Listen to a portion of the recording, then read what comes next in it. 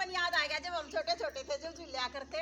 और ये अपने हरियाणा की संस्कृति और सभ्यता में वैसे बनाना झूलकाना चाहिए। सावन का महीना है, तीजा का त्योहार बहुत सुथरी तरह मनाना चाहिए। जिस तरह हम झूलना है सारी बाण बैठी सारी झूलियो।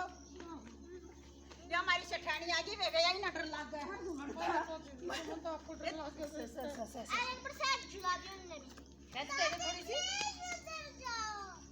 झूले बेटा के ससुरे